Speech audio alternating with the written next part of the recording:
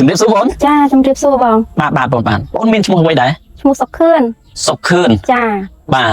បងទីតាំងបងស្ថិតនៅក្នុងភូមិឃុំអ្វីដែរនៅភូមិថ្មគោលឃុំសម្បូរស្រុកសំរោងតងខេត្តកំពង់ស្ពឺខាងឃុំសម្បូរស្រុកសំរោងតងខេត្តកំពង់ស្ពឺបាទបងមុនពេលប្រើប្រាស់ផលិតផលធម្មជាតិណាកូស៊ីហ្នឹងបងមានបញ្ហាសុខភាពអ្វីដែរវាធ្វើទុកឲ្យយើងហ្នឹងឈឺកក្តៅក្នុងកហើយតាំងច្រមុះហូរច្បោថ្លាហើយនឹងអាសាកដាស់អញ្ចឹងបាទការៈយូរនៅយូរដែរបងហើយជាចូល10ឆ្នាំហើយជំងឺអូយូរហើយចូល10ឆ្នាំហើយពេលការធ្វើទុកពិបាកបងអើយដេកអត់លក់ដកដើមក៏ពិបាកហើយក្តៅក្នុងកបាទចាដល់បានលេបថ្នាំហ្នឹងទៅវាអាចស្រួលជាងមុនស្រួលចាបាទអាការៈធ្វើទុកផ្សេងទាំងប្រហែលគឺល្អប្រសើរហ្នឹងហើយល្អបាទធូរជាងមុនពេលយើងអត់ទាន់លេបពិបាកបងអើយ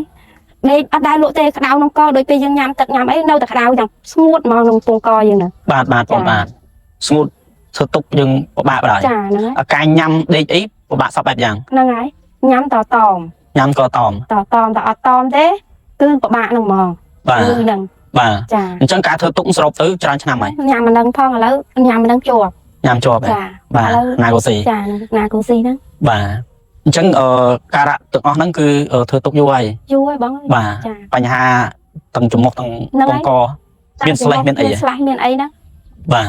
ពងកយើងលាកអត់លាកបងអត់លាកខ្លាំងបងយើងពិនិត្យទៅឃើញលាកចាហើយច្រមុះយើងក៏អញ្ចឹងដែរចាច្រមុះខ្ញុំក៏លាកបើមិនច្រមុះគឺកធ្វើទុកទាំងពីរហ្នឹងធ្វើទុកទាំងពីរទៅមកបើមិនកគឺច្រមុះហ្នឹងតែមកបាទចាអញ្ចឹងបញ្ហាហ្នឹងស្លេះបាត់អស់ហើយស្លេះបាត់ហើយបងពងកលែងឈឺលែងក្តៅលែងអីដូចមុនហើយលែងក្តៅហើយបាទហើយបងញ៉ាំប្រហែលថ្ងៃដឹងថាប្រសិទ្ធភាពប្រហែលជាអស់មកកំប៉ុងចូលមកកំប៉ុងដឹងថាប្រសិទ្ធភាពដែរបាទយូរដែរចាបាទជំងឺខ្ញុំយូរហើយពូចូល10ឆ្នាំហើយចូល10ឆ្នាំហើយ20ឥឡូវ30ជាងហើយដល់ពេលប្រើត្រូវអញ្ចឹងសប្បាយចិត្តដែរមានអីសប្បាយចិត្តតាចំណាយលុយអត់ប្រយោជន៍វាជើងរកដល់យើងចំណាយលុយដែរតែអត់ត្រូវបាទ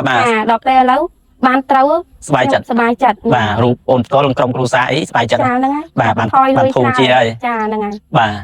អញ្ចឹងអូនកំងទិញតាមរយៈអីដែរតាមមើលតាមទូរស័ព្ទទេតាមលេខបងតាមទូរស័ព្ទឃើញតាម Facebook ទៅហ្នឹងហើយដល់ពេលឃើញទៅកំងទៅចាដល់មើលទៅវាឃើញគាត់ផ្សាយទៅត្រូវមើលទៅទំនងនឹងអាការៈយើងហ្នឹងបាទក៏ខ្ញុំសាកមើលទៅគាត់សាកមើលទៅត្រូវទៅដល់ពេលឃើញការផ្សព្វផ្សាយហ្នឹងទុកចិត្តដែរមុនបងឃើញថាប្រើត្រូវឃើញអតិជនផ្សេងទៀតណាចិត្តដែរមើលយូរដែរមើលយូរហើយមើលយូរដែរតាមដានយូរដែរដល់ពេលមើលទៅគាត់ផ្សាយដាក់អីមើលទំនងសម្រាប់ចិត្តទិញទៅសម្រាប់ចិត្តគាត់ទិញពេលទិញនេះក៏ត្រូវដូចម្ដងទៅចាមានអីបាទបងបាទមើលទៅក៏ត្រូវធូរយ៉ាងទៅបាទចាអូនជាចុងក្រោយបងមានពាក្យពេចន៍អីផ្ដាំផ្ញើចែកម្លែកបងប្អូនយើងខ្ញុំក៏ពាក្យពេចន៍ចុងក្រោយក៏បងប្អូនដែលមានជំងឺដូចខ្ញុំនេះគាត់អាចសាកមើលដែលថ្នាំណាកូស៊ីនេះបានមើលសិនទៅ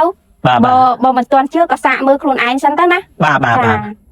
ប្អូនបកស្រាយថាបានធូរជាហ្នឹងពិតប្រាកដបានស្រួលខ្លួនអស់ហើយចាហ្នឹងបាទបងប្អូនបាទអញ្ចឹងខាងក្រុមហ៊ុនអរគុណច្រើនបងណាបាទ